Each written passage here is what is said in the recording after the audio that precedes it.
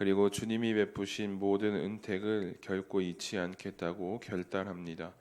다윗이 나열하는 은혜의 목록 가운데 가장 먼저 나오는 것은 왕의 자리도 전쟁의 승리도 아닌 죄의 용서입니다. 그는 자신이 누리는 모든 것이 하나님의 인자와 긍휼의 결과임을 고백합니다. 이렇게 고백하는 사람만이 참된 감사와 찬송을 하나님께 드릴 수 있습니다. 반면 지금 누리는 것을 당연하게 여기는 사람에게는 감사가 없습니다. 하나님의 인자하심은 영원에서 영원까지 하나님을 경외하는 자에게 허락됩니다. 우리 삶의 유일한 이유가 되시는 여호와를 영원히 송축합시다. 아멘. 그 아래 묵상 질문도 함께 읽겠습니다.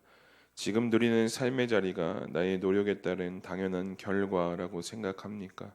아니면 하나님의 인자와 긍휼의 결과라고 고백할 수 있습니까? 아멘.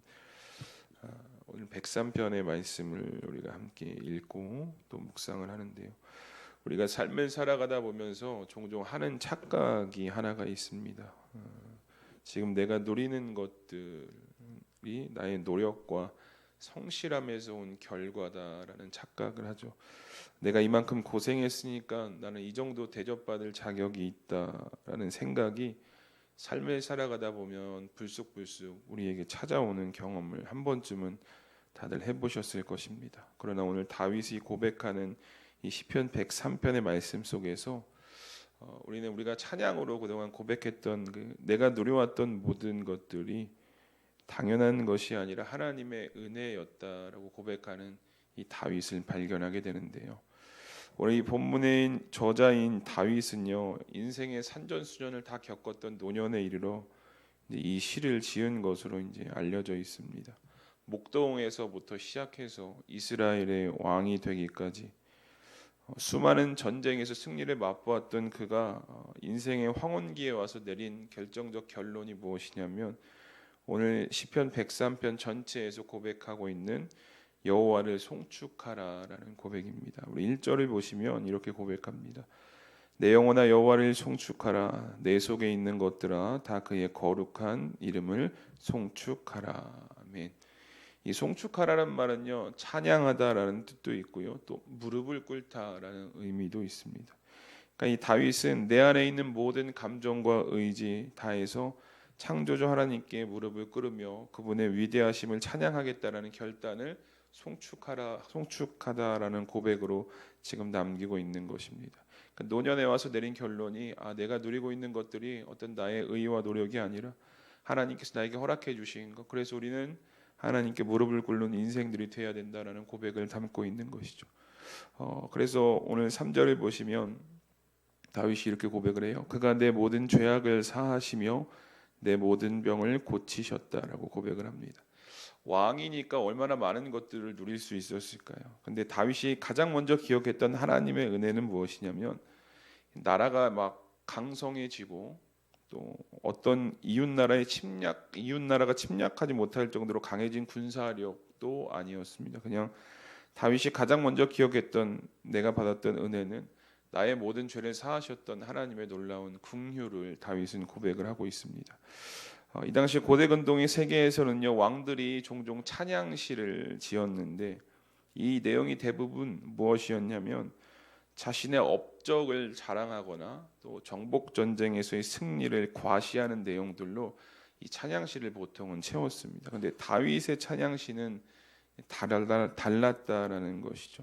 어떤 자신의 영광으로 채운 것이 아니라 죄 용서를 가장 큰 은혜로 다윗은 이 시편 103편에서 고백을 하고 있습니다.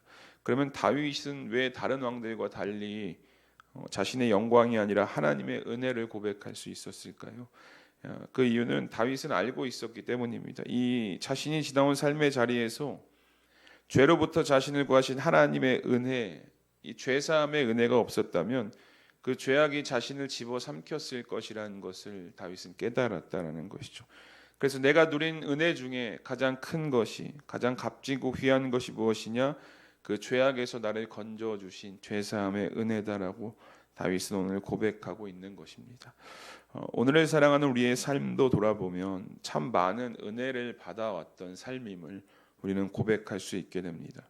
내가 살아가는 모든 환경이 하나님께서 베푸신 은혜입니다. 그런데 그 중에서도 우리가 누리고 있는 가장 큰 은혜를 한번 고백해 보신다면 아마 다윗과 같이 죽음에서 나를 건지신 죄사함의 은혜를 우리는 가장 높이 고백할 수 있게 될 것입니다. 그래서 우리는요, 이 죄사함의 은혜를 입어서요, 매일같이 하나님을 송축하실 수 있는 여러분들이 되셔야 합니다. 다른 것도 감사하지만 그 죄악에서 나를 건지셔서 구원의 은혜를 베풀어 주신 그 하나님께 늘 무릎 꿇으며 찬양을 드리실 수 있는 우리 성도님들이 되시기를 주님의 이름으로 축복합니다. 이어서 이 다윗이요, 왜 그러면 인간이 하나님의 은혜 없이는 살아갈 수 없는가? 그 인간의 실존을 아주 냉정하게 묘사를 합니다. 15절부터 16절에 이렇게 고백을 하죠. 인생은 그날이 풀과 같으며 그 영화가 들의 꽃과 같도다. 그것은 바람이 지나가면 없어지나니 그 있던 자리도 다시 알지 못하거니와. 아멘. 이 15절에서 비유하고 있는 풀과 들의 꽃은요, 굉장히 화려해 보입니다. 특별히 광야와 같은 지역에서 들과 풀의 꽃은 화려하기 그지없죠. 이 당시 팔레스타인 지역의 특성상 그런데 뜨겁고 건조한 바람이 한번 불면 이것들 바싹 말라버려서 황무지로 변한다라고 합니다. 오늘 다윗이 고백하고 있는 것이 이거예요. 우리의 인생도 화려해 보일 수는 있지만 이렇게 바람이 한번 불면 황무지로 변하는 인생이다라는 것이죠.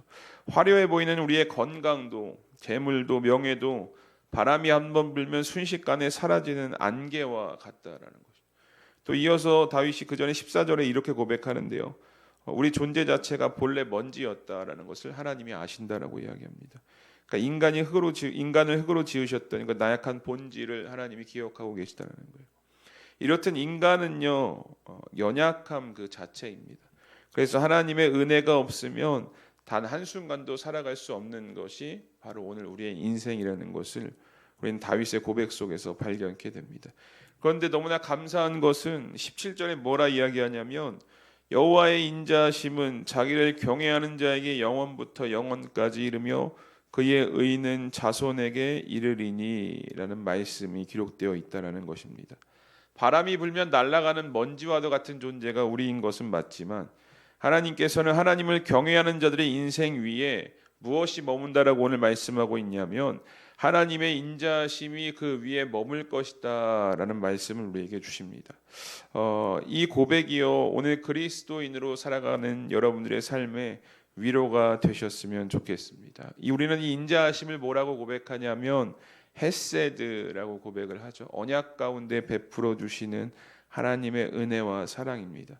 이게 하나님이요, 부모가 자녀를 아끼듯이요, 긍휼히 여기듯이 우리의 연약함을 다 아시면서도 이 헤세드의 사랑으로 품어 주십니다. 동이서에서 먼 것 같이 우리의 죄가를 멀리 옮기시는 사랑이 바로 이 언약 가운데 베푸시는 헤세드의 사랑입니다.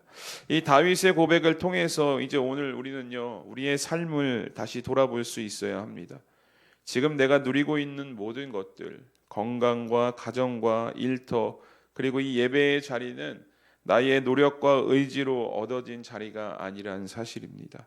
아직도 이런 생각들이 자리 잡고 있다면요, 우리 안에는 결코 참된 감사라는 것이 고백되어질 수 없습니다. 왜냐하면 이것은 교만이거든요. 내가 이뤘다라는 교만의 생각은 우리를 감사의 자리로 이끌지 못한다라는 것이죠.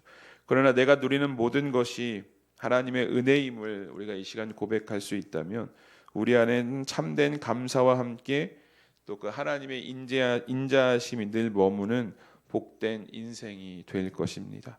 오늘 하루 내가 받은 은혜가 무엇인지를 돌아보시고 또 은혜 받은 자의 합당한 삶으로 하나님께 송축하며 영광 돌릴 수 있는 우리 수암교회 성도님들의 오늘 하루의 삶이 되시기를 주님의 이름으로 축복합니다.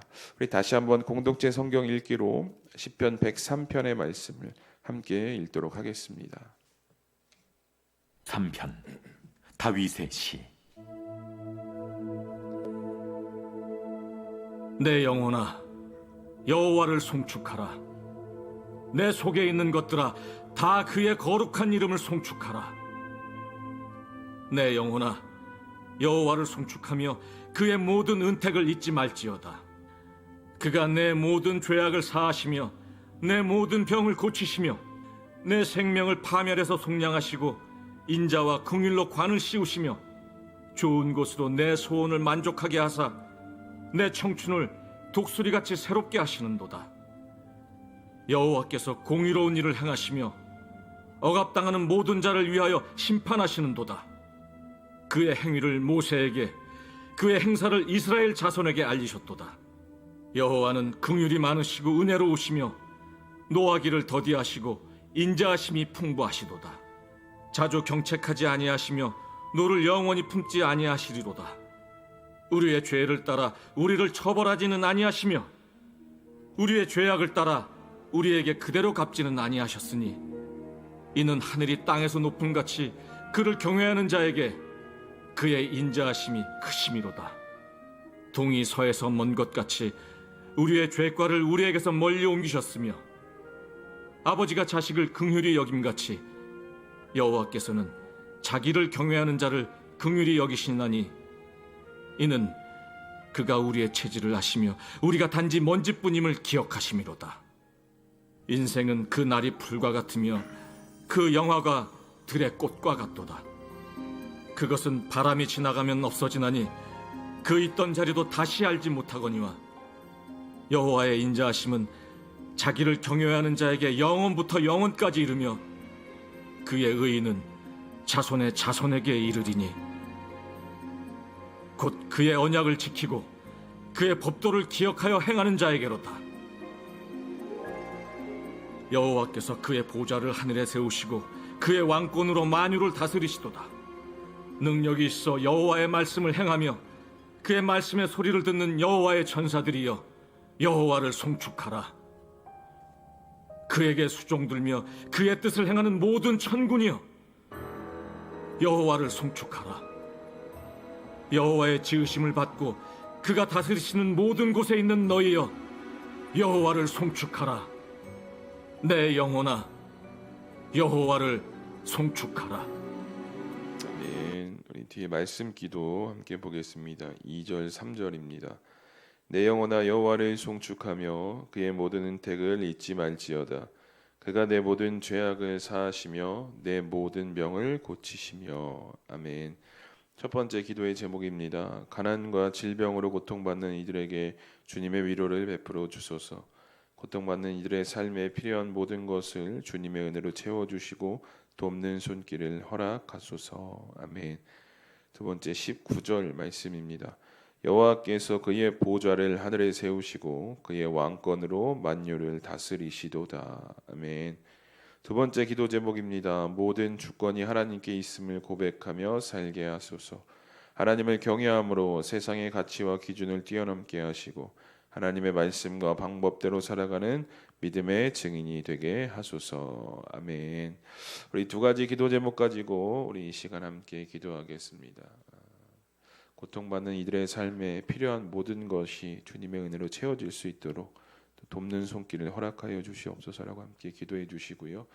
또 모든 주권이 하나님께 있음을 고백하며 살아가는 저희들의 삶이 되게 하여 주시옵소서라고 우리 이 시간 말씀을 기억하면서 이 두 가지 기도 제목 가지고 함께 기도하며 나아가도록 하겠습니다. 다 함께 기도합니다.